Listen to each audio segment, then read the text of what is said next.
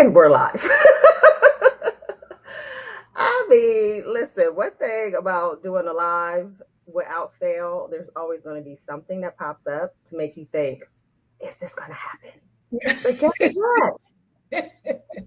Today's Tipsy Tuesday Live is happening, and it's happening right now. So, I have to do my intro where I go, hey, y'all, it's Eris, and it's Tuesday. So that means it's time for what? Another Tipsy Tuesday. Thank you for joining in on that. That makes me happy. All right. So I have shared that today's Tipsy Tuesday, and just to reiterate for anyone who may be joining for the very first time, I always have to do this disclaimer that this is not that kind of tipsy. Okay. This is a tipsy where we are giving you tips on leveling up, tips on redefining your purpose, tips on redefining your path, and just building a journey to be what I like to consider a well-rounded executive. So today, I have shared that this is going to be my most personal Tipsy Tuesday yet. I am joined by no other than a very, very special woman, Andrea Holyfield. And before I have her introduce herself, high level. Andrea challenged me to really think about the way that I approach my entire life, right? I used to think of my professional journey in one space and my personal journey in another. And for those who really know me, I have touted this woman many, many times as she was my executive coach and really helped me to bring both of my worlds together and to, I would say, honestly, reframe and reimagine the way that I just pursue everything, in the way that I value everything, in the way that I evaluate everything. And when I say everything, it's about every decision as it relates to what's next for me and how I show up as a leader. So I just want to say thank you so much for finding time to join me today. It's my pleasure. And thank you for the flowers. That was a beautiful bouquet. It was authentic. That's the truth. Thank you. I always love to say the very first time, and I'm paraphrasing a bit, but I do share this story.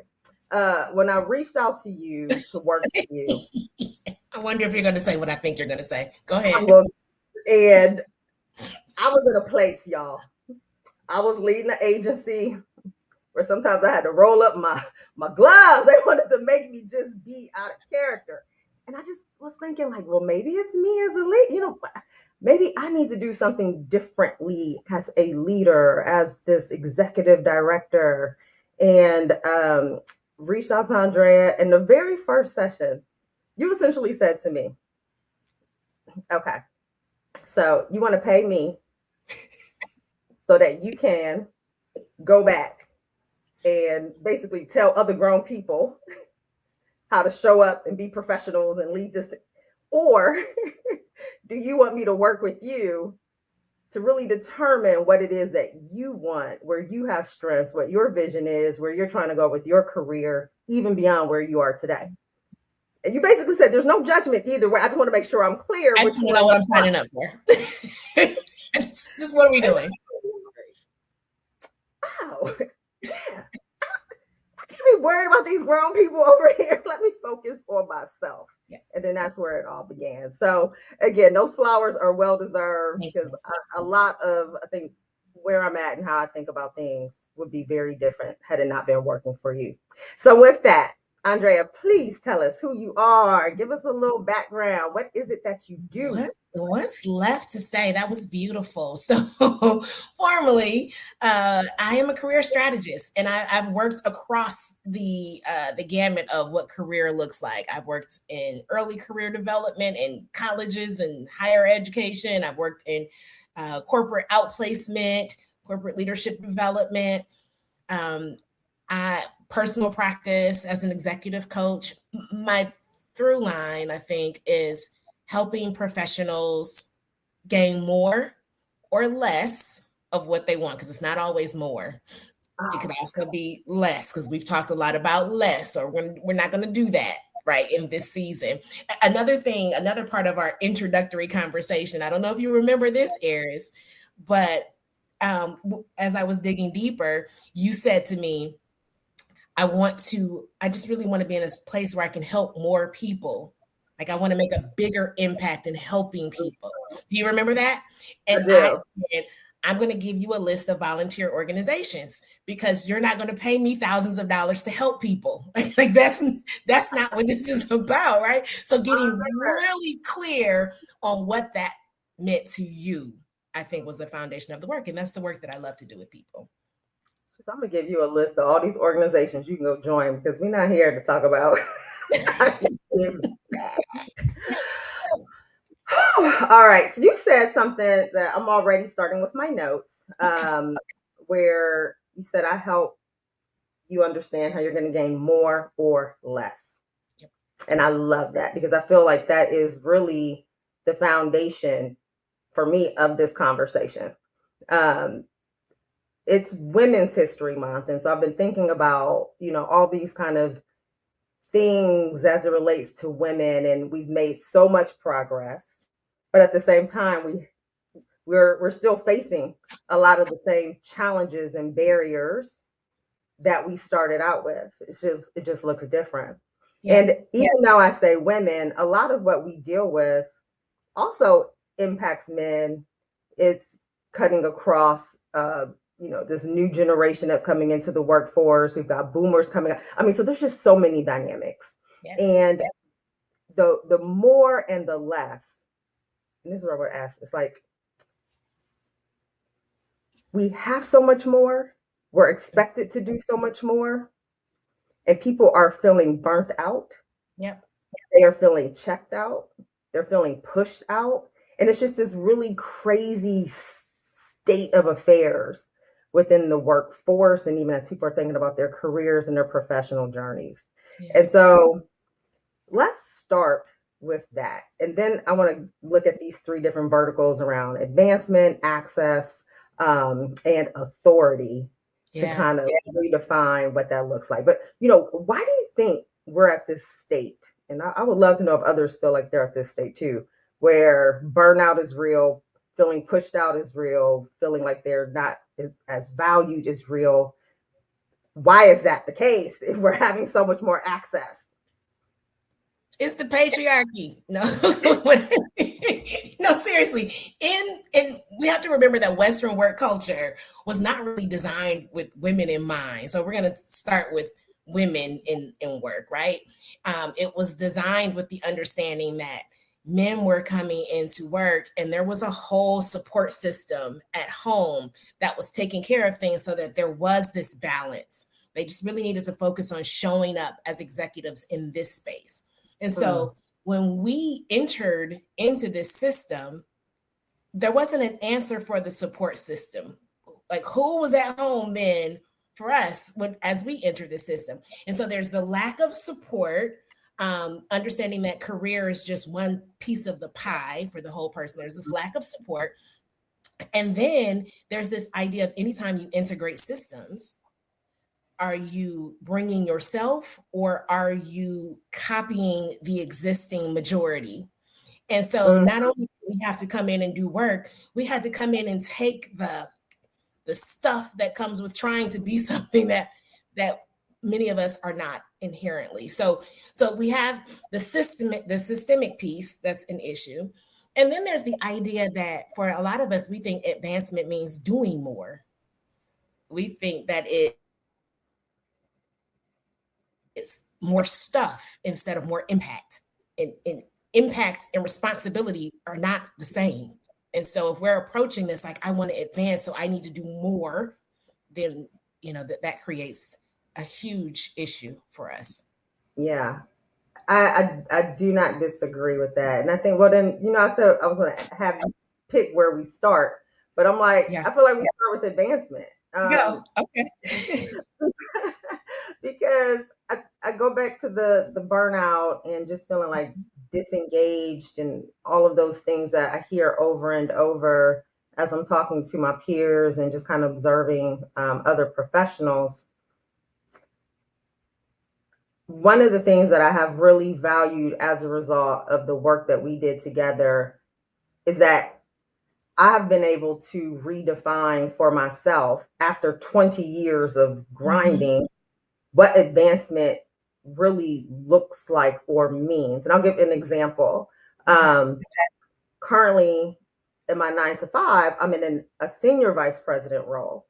But before that, I had been in roles where either I was the president of an organization or the executive director. So I was the number one. I'd advance. I'd hit the title. I'd hit the.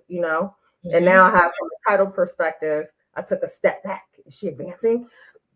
But some of the things that I'm exposed to and what I'm learning and I have access to are actually greater than what I had based on a certain title or opportunity. I Yeah. also found that as I was chasing things and trying to advance, I would achieve the goal, but I would still feel very unfulfilled. And Yeah. to your point, it's because I was trying to copy and model what I was told that I should do or what I saw others doing and thought that that represented something. And so for me now, I really think about advancing differently because Mhm. I'm thinking about my entire life, right? I think about my health. I think about my relationship with my significant other. I think about my relationship with my family and my daughter. I think about how I show, so it's just a very different way for me to quantify and qualify what it means to advance. What are your Yeah. thoughts on that, and how do you work with organizations and or leaders who are really trying to determine just moving up and advancing, but still feeling stuck or disingenuous about where they've achieved what they've achieved? Yeah. So let's start with the individual, because one thing that you said is extremely important, and that was you had to figure out for you what advancing looked like. And again, because I look at things very systemically, I recognize that we live in a very consumer driven society, and that even impacts the way we look at advancement, because everything has to be packaged and labeled in a way that it can be purchased. And Ooh. so the title, oh, okay, senior vice president, president, right? Each one has a number and something packaged around it that makes us think, oh, I want that. Mm-hmm. We really have to peel back the layers and understand, well, what are the ingredients of this thing that I'm trying to purchase? Do I really want that, or am I purchasing the title? Because it is a purchase. You are paying. You're paying with your time. You're paying with your time away from family, right? You're paying. So Yes. a big part of the work that I do early with my clients is, let's get clear on what it is that you're wanting to buy into. Is Mm. what's important? Is it the brand? Is it the title? Is it the money? Is it the balance? What's important? And then your advancement is going to look different than mine. I need to be able to travel. I need to be able to tend to my garden. I need to be able, right? So I don't necessarily want something that is hustle and I'm going like this, but you may, because that money may be what you're after, the compensation may be what you're after. So Listen, advancement some really, people out here hustling and they're not even being compensated for it. I think that's what a lot of people. It's like it's the hustle, but there's no compensation to match it's that true. hustle and grind. But I'll be quiet. No, this is true, because organization, we're doing more with less, and we've been doing more with less for years now. And as a Mm-hmm. leadership development professional, I can't tell you like how many resilience workshops, and presentations I've done for organizations. So I get that piece, and some of us are not even being compensated. That's a whole nother story. We need to add that. Make that a bullet point so we can get back to compensation. But advancement is really from the individual's perspective about understanding what you want at this stage, because what you want may change. So what do you want today? Not what do you Mm-hmm. want for the rest of your life? What do you want today? On the organizational side, advancement is super important. Retention is huge these days because the world has gotten so small, and access to opportunities and visibility of options and opportunities is huge. We don't understand that a lot of times people stayed with companies for 15, 20, 25 years because they didn't have anywhere to go. Not because they were Mm. just like, oh, you didn't love the role so much. They were stuck, right? They were stuck, and people aren't stuck anymore. So organizations really have to think about, what is my succession plan? Is it visible? Do my high performers see it? Do they understand, what are, especially as organizations get flatter and flatter, how do they progress? How do I retain this individual? Those are the important parts for organizations to consider when it comes to advancement. Wow. Okay. There was so much there. So much. Okay. Oh my goodness. I'm trying to think where I want to start. Okay. So I want to start with, I love what you said about get clear on what you want to buy into, what you want to buy. And Yep. I I always say that there's some words and terms that get overused, but it's true, like intentionality, Yep. clarity. But it is real. Like the more clear you are, the more intentional you are. Here comes the other word that gets over you, but the more aligned you are, and just the Yes. better it feels and the flow.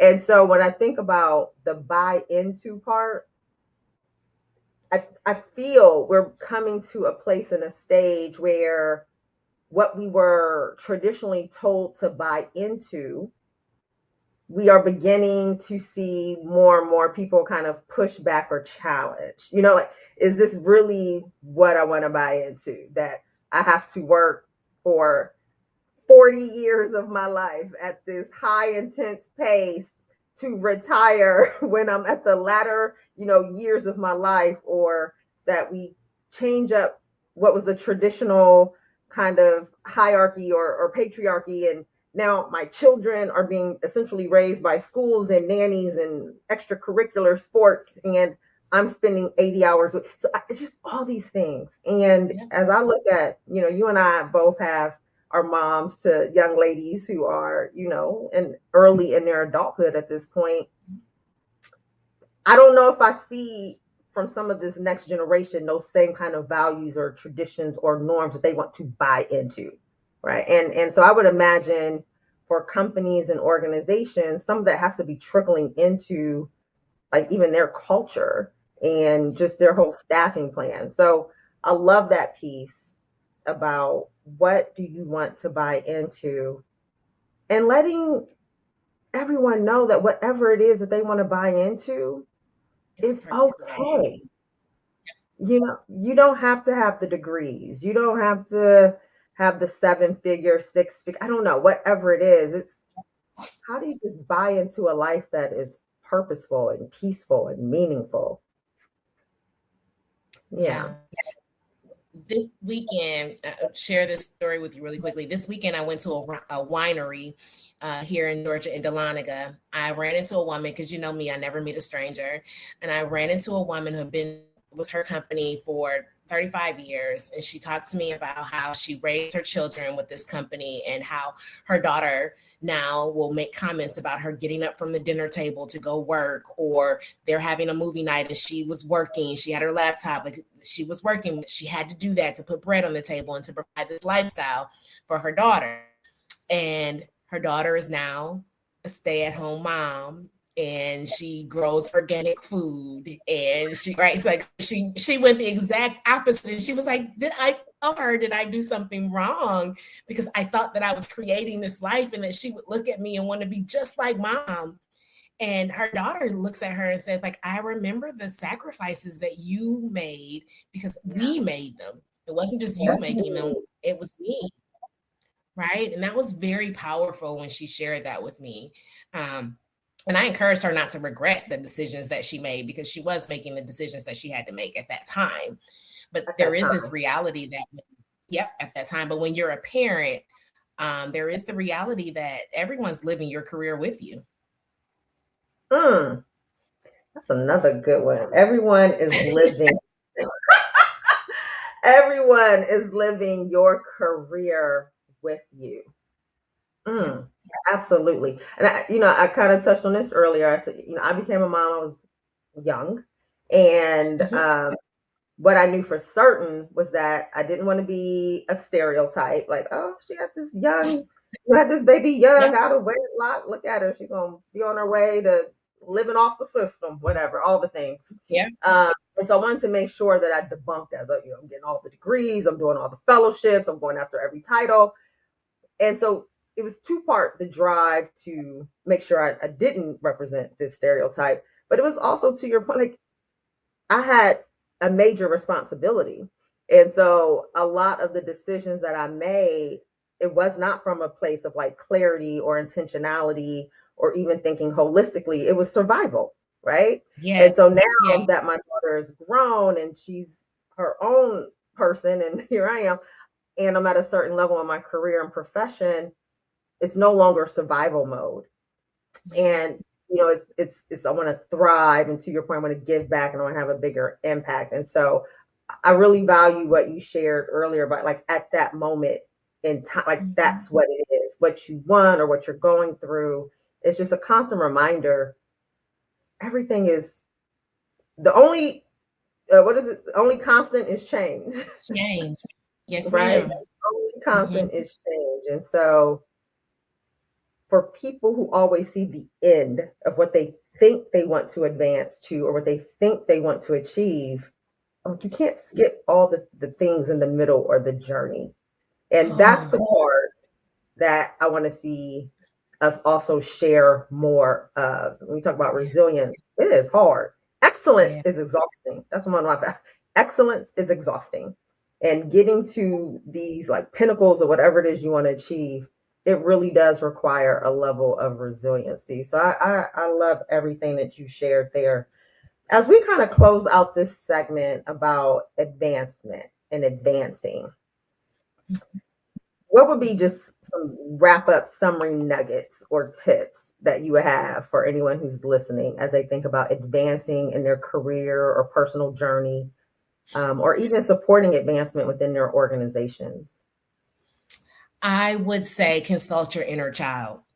Um, Imagine, visualize, what is it that you are wanting to build? Where do you want to go? Get really clear on what, not only what that looks like, but how does that make you feel? When I ask people about their next chapter and they tell me, well, I want to do this, I ask, how does that make you feel? And people are shocked by that. But I really want to know, how does that feel in your body? Is that anxiety provoking? Does that make you feel calm? Are you proud?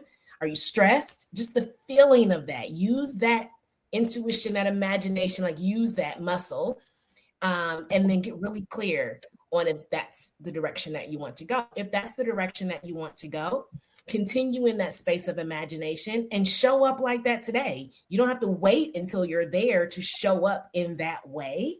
You can start to perform in that way now, so that you can start to manifest that. And then I would say another important piece about advancement that we didn't spend a lot of time on, but there's chemistry in this, because there's part performance, there's part clarity, and then there's this other part about relationships that we Oh, we're missed. about to go there.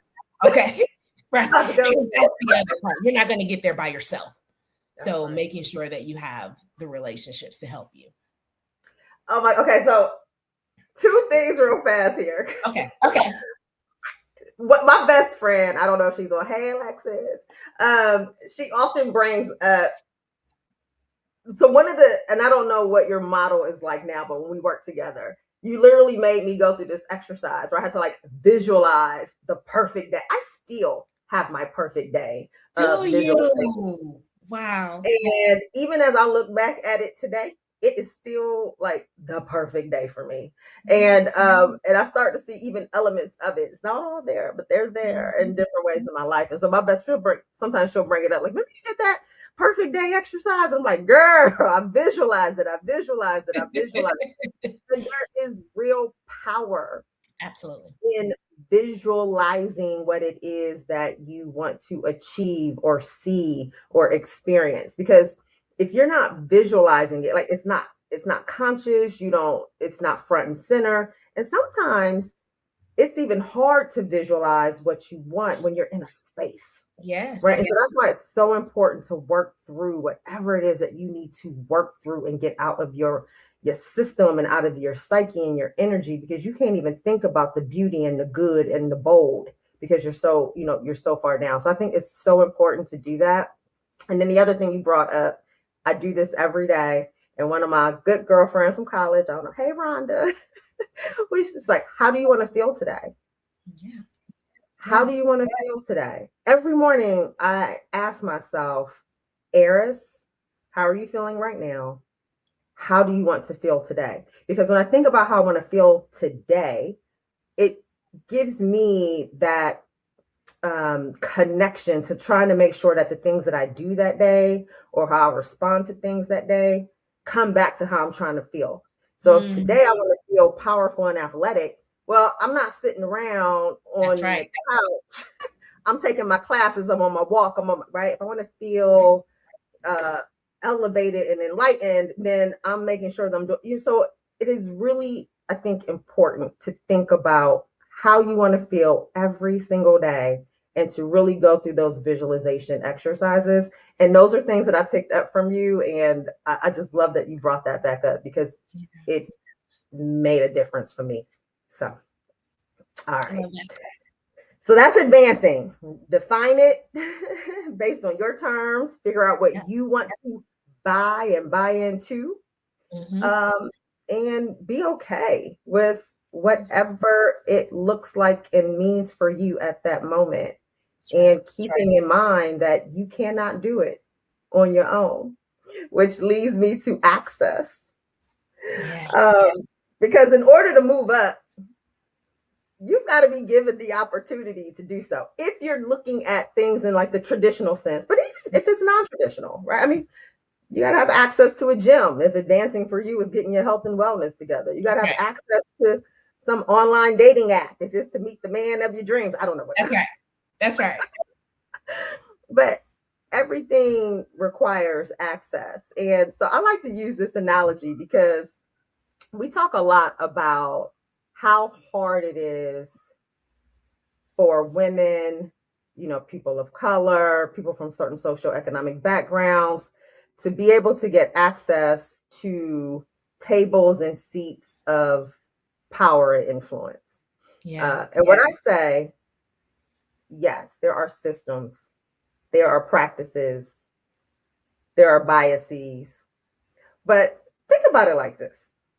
If I like you, Yes, I'm going ma'am. to invite you over to my house to have tea and dinner. I am going to ask you to hang out on the weekends. I am going to show up. I like you. I value you. I enjoy you. I value you. But if I don't like you because of a myriad of reasons, could be my own personal choices or whatever, I think about it a bit like that, right? So it's like, I feel like gaining access, and I could be challenged here, it's a two-way street. Yeah. I need to demonstrate value. I need to be likable. I need to be all the things, but maybe I'm wrong. What is your thoughts Hmm. around getting access and a seat at the table? Because I'm not asking you over if I don't like you. Yeah. There's a lot there. Uh-huh. So, It's a good yes, old right? Some of these good old boy networks and clubs, and that's cool. absolutely. People help people that they either know, like, or trust. No, like, or So trust. there's that piece, know, like, or trust. The other thing is, well, not even the other thing. Let's start with no. Are you even visible? So to gain access, I have to even know that you're out there, know what your values are, know that they're aligned, know what impact you're making. Like I need to be able to see that. Your leadership needs to be able to see that. That doesn't mean that you talk a lot. That means that you communicate in a way that you do show your value and your impact. That's one. The other thing is, likability is random and relevant. You can catch me on a day and I might not like something that you said, and then that's just going to stick with me, right? You have that one first impression. So likability to me is the more fragile of the three. It's important, but it shifts. Knowing visibility in leadership, it's can you make me money? Can you impact business in a positive way? Can you do something that helps us? Not necessarily can you talk a lot. Do you show up in every meeting? Do you have a comment, Right. right? And then the trust piece that gets into the authority of this conversation. Do I believe that you can do what you say you do? How are you showing up in these spaces? Do I believe in you? Are you Mm-hmm. believable? And that's the presence.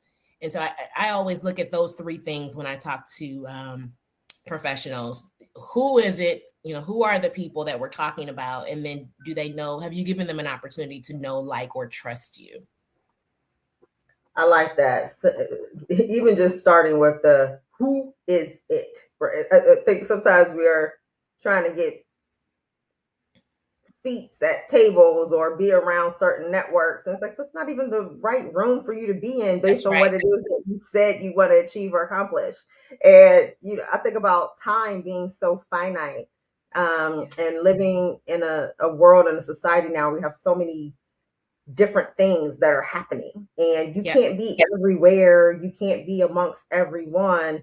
And one of the things that I've gotten a lot better at, uh, later in life, is being very discretionary.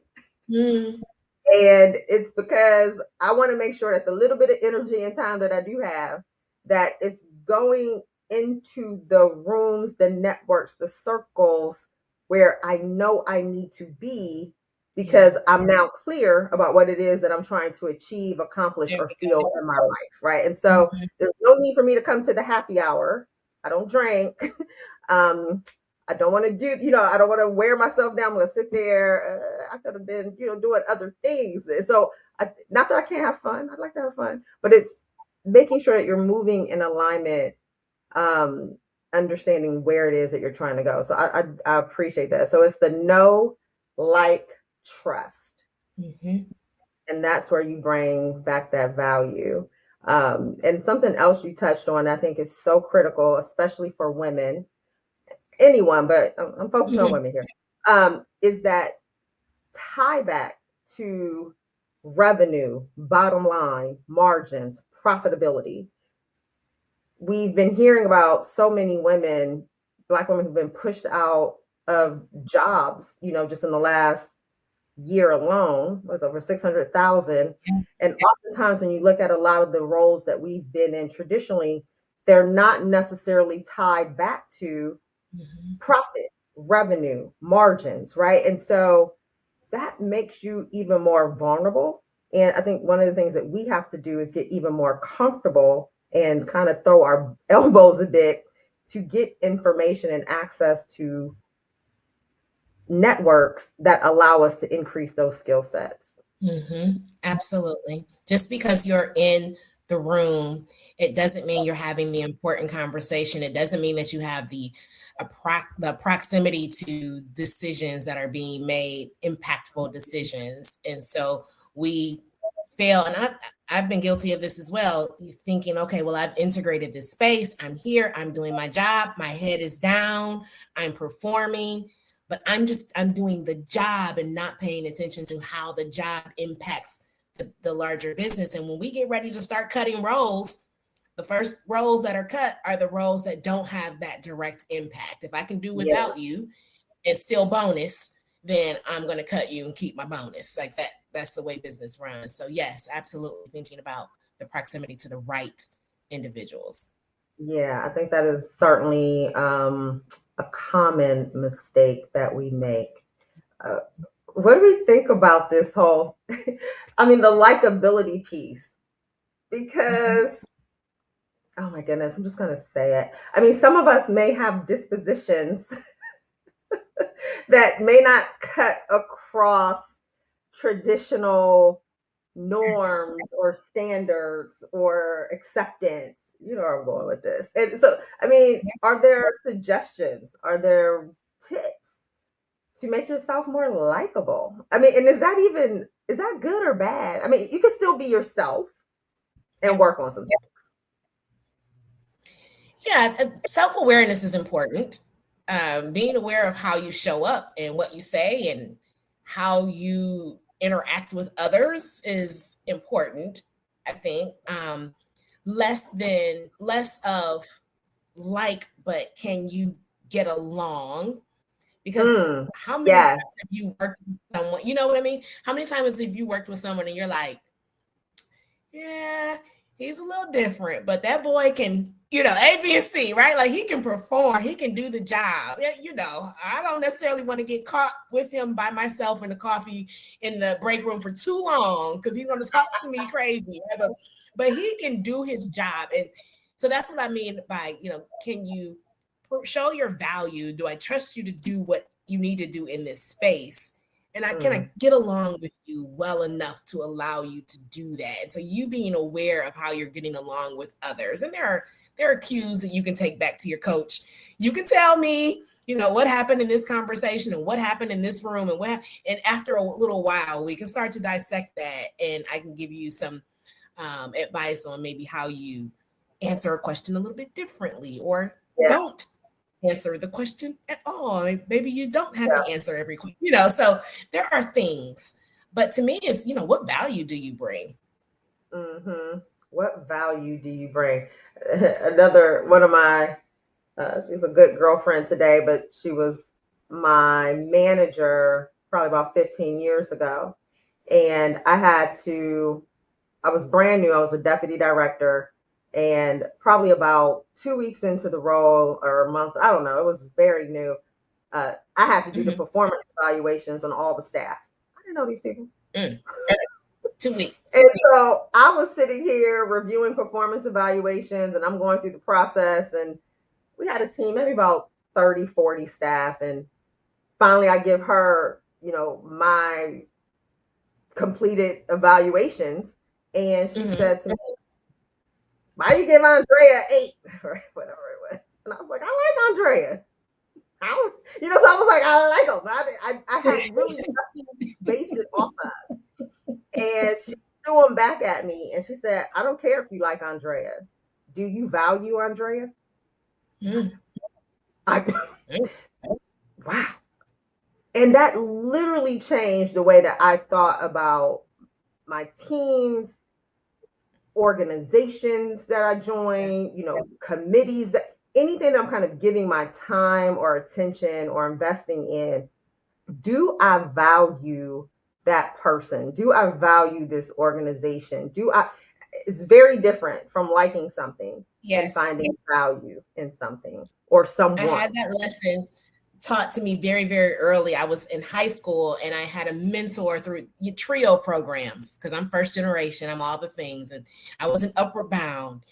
And the director, something about that woman, I just did not like her.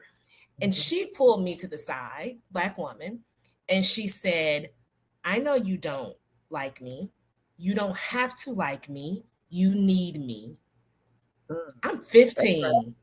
Right. That was one of the best lessons someone could have taught. She said, you don't have to like me. You need me. Point taken. Make yourself needed. Yep. Make yourself needed. Absolutely. But not at the expense of your mental well-being or being burnt out. And I'm not saying that. I want to make sure everybody's like, when I say make yourself needed, because I also feel that that's another place that we often end up as women in the workforce. We have a lot of tasks and duties and we become very needed and valued for our skill sets and our assets in a different way than I would challenge that some of our men counterparts are, right? Like they want to need and value us for a lot of the kind of administrative, programmatic, low grade operational, but not the strategy, not the revenue, not the, and I'm like, listen, that is exhausting. Yes. How do you coach and work with women in those situations? Or even work with organizations to assess like how they're treating and looking at their staff? Yeah. I tell my clients to get out of the weeds. Like it's just super important to me. You're coming to me as a director a vice president, a senior vice president, right? You're coming to me in these roles, and then we're talking about why you're exhausted because of all of the things that you've done. You're telling me all of the things you had to schedule and do and execute, and I'm like, why? Right? My first career was in counseling. My master's degree is in counseling, and we're taught to never ask our patients or our clients why.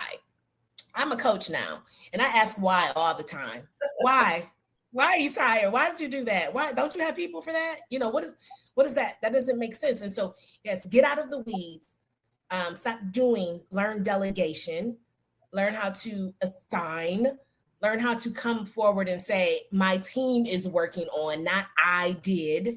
There's still power in showing that you are in this elevated space and you are instructing, delegating, leading.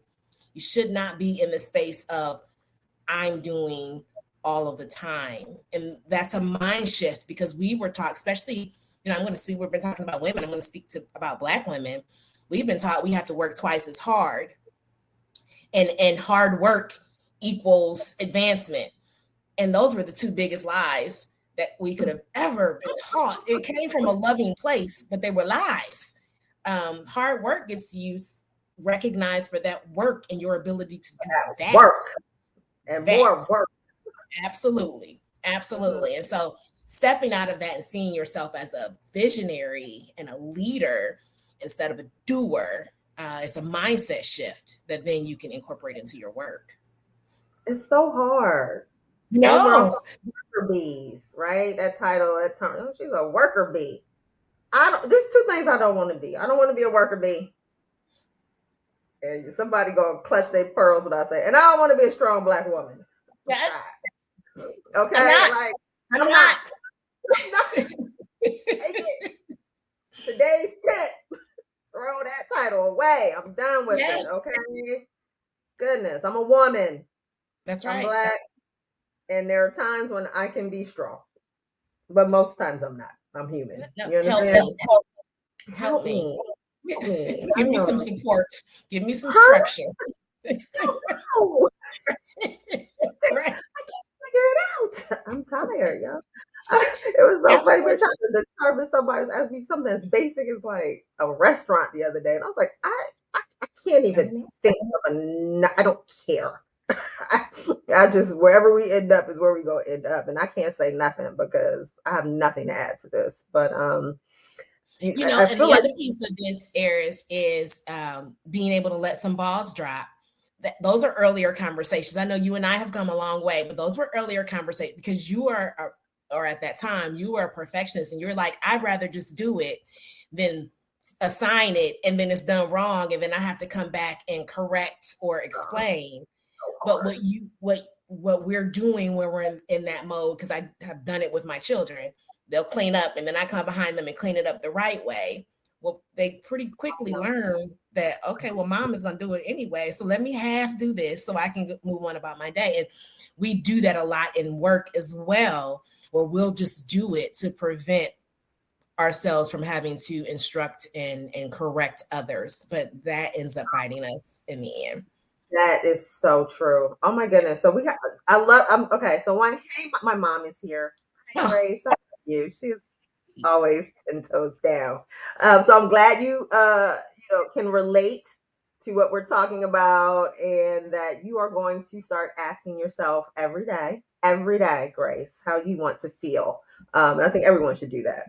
But just as importantly, I see a question has come up, because I was thinking that myself. I was writing down about the delegating and the stop doing, and I have moments where I'm good at it, but it's very hard. Like, to delegate means you have to also have time. Like, you have to plan, you have to have time so that you can delegate it, give the instruction. And sometimes you'll be like, well, I might as well just do it. Yeah. Because I don't have time to map out the 15 things that I need to delegate and tell so-and-so. But it probably with practice it gets easier. So there was a question about, how do you, what's one of the first steps or some tips for transitioning from being a worker bee? I know that's right. She's like, I'm tired of being a worker bee to being a strategist. Yeah.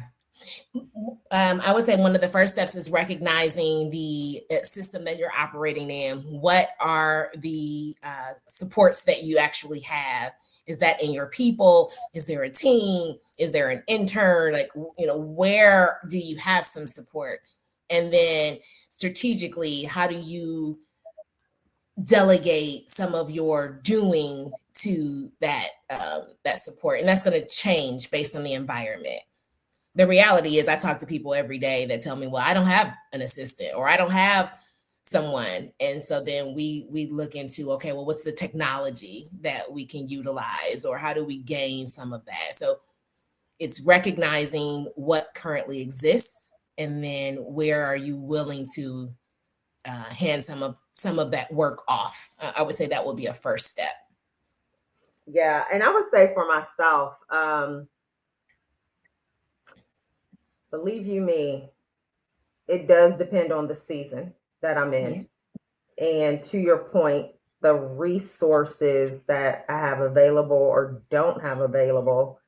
And it really depends on a situation that I'm in, like based on the type of organization, or, if it's my Yep. job, or if it's a client, or if it's something that I'm civically involved in. But this is going to sound bad, but I'm just going to say it.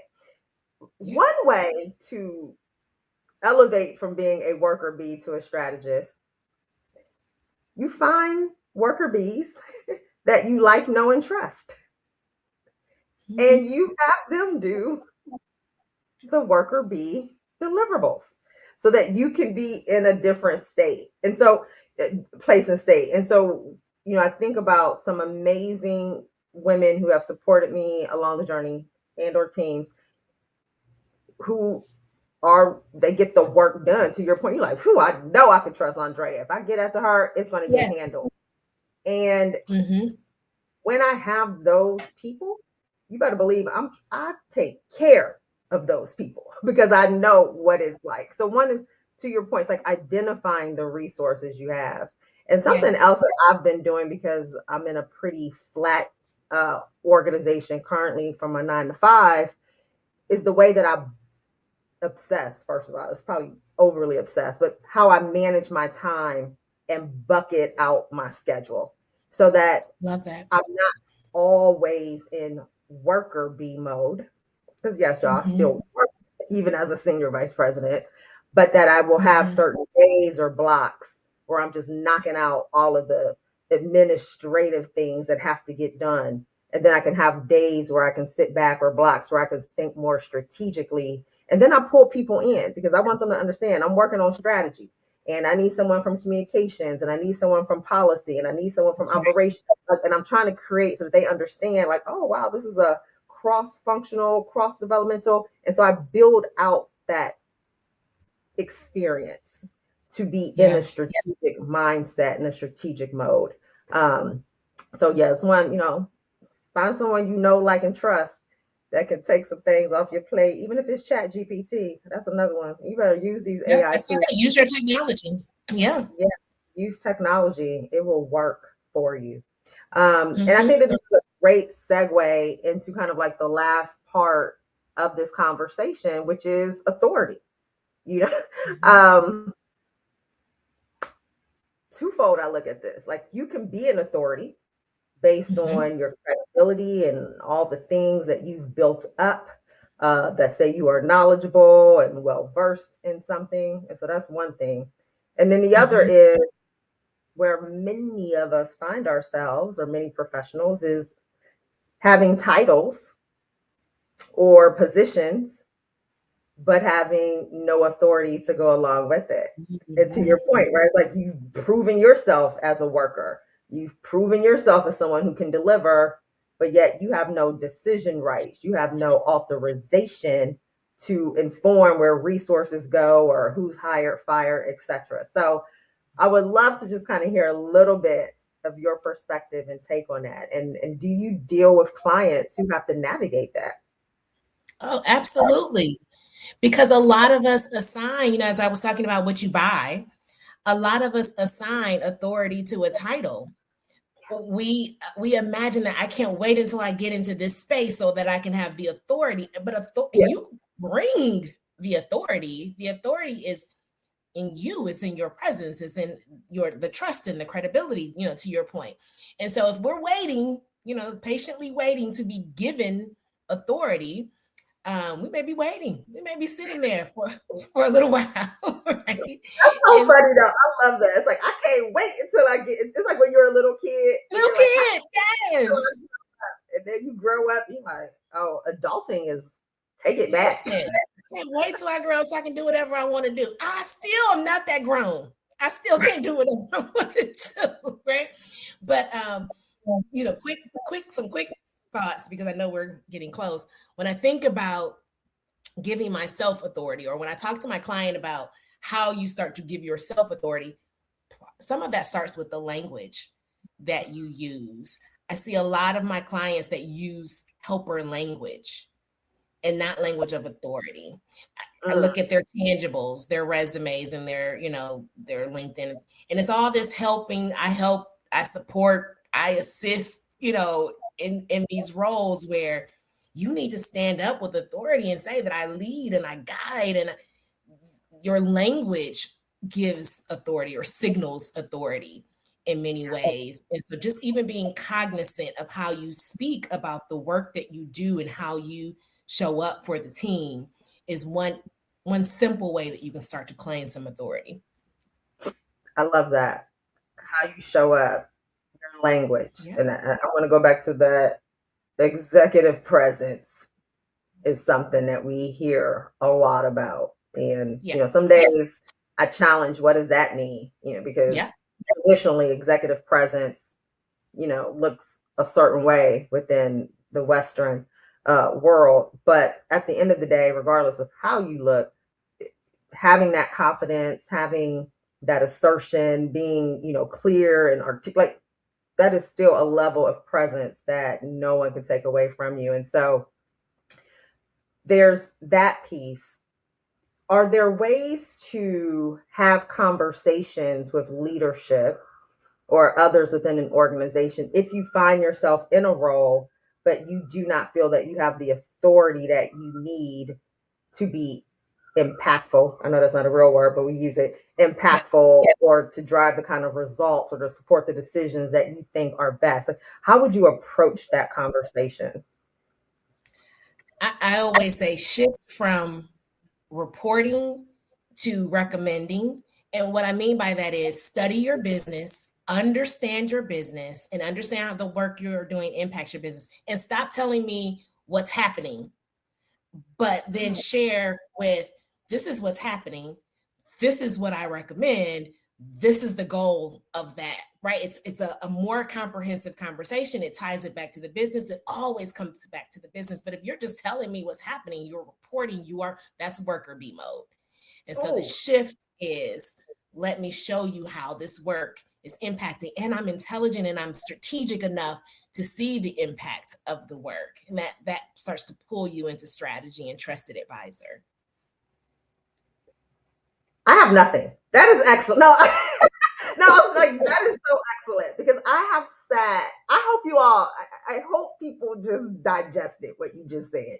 I would say it a little bit like from my observation. I've seen this happen, and I often put this hat on. So I think about there have probably been many times where I've had staff or committee members or chapter people share with me something that they think we should do or would like to do. And I'm like, eh.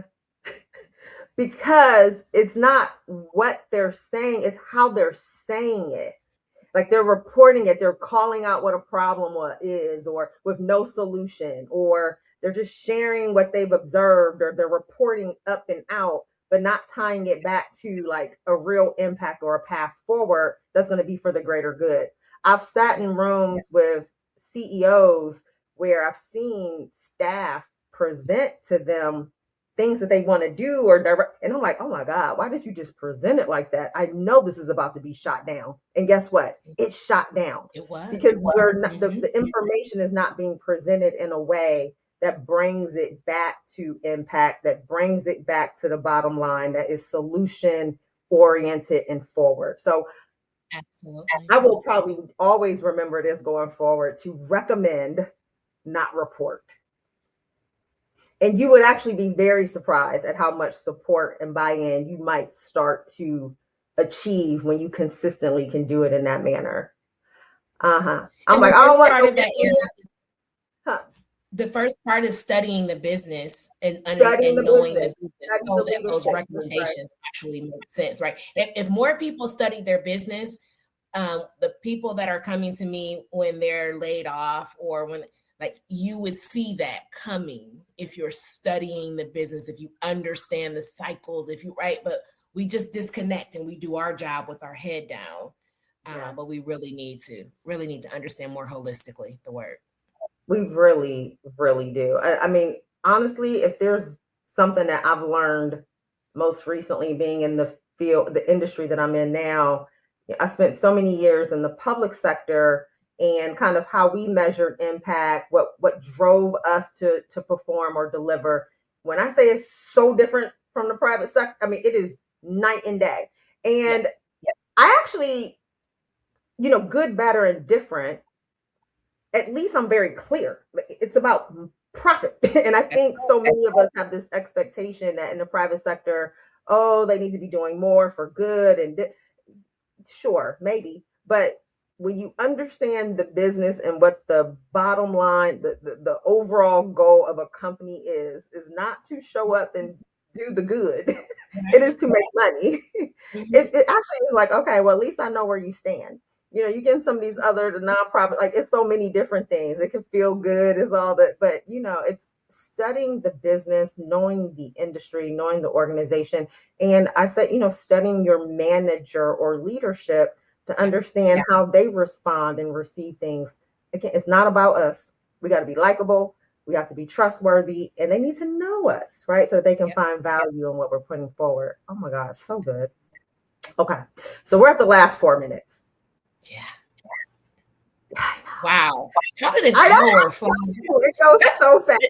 It goes so fast. I tell people, the very first time I had a coach, I'm not going to say that person's name. She was horrible. She was so well Okay. regarded. I mean, all she wanted to do was tell me how to change myself to make Mhm. people who did not feel comfortable with me feel comfortable. And I did 2 sessions. I said, nope, never again. And then I worked with you, and I would tell folks, y'all need to work with. Some reached out, some did, some did. But at the end of the day, you still have to do the work, right? Like, Yeah. and everybody and everything is not for everybody. But I do Right. say that having someone who can help you really think differently about how you show up and level up, and helping to hold you accountable, and just think through things that you've never thought through in ways that you just can't do on your own, Yeah. is super critical. But you still have to do the work. Absolutely.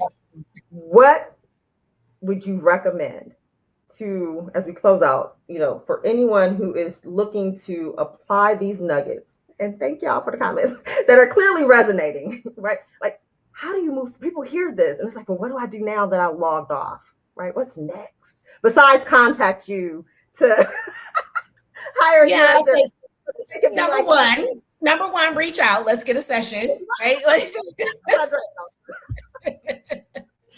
no, but honestly, if it resonated, if you felt something, if the target was hit, then it's speaking to you. Take action, and you don't have to do all of the things we discussed today, but decide on something that feels like it's possible, and yeah, dedicate some time to doing that. Like, just how do you eat the elephant one bite at a time, right? So what's the one thing that you can do? And I often challenge my clients, that what's the one thing you're going to do this week to bring you closer to that goal that we've discussed? And so if you're watching this and you're thinking like, this makes sense and I want to do this, what you're going to do? What's the one thing that you're going to commit to doing? And then, yes, let's talk about what support you have in getting that done. I love it. Well, my one new commitment I'm going to just continuously recommend and no more reports. And I'm actually going to tell Matit, I don't want a report. Don't give me a report out. Give me a recommend out.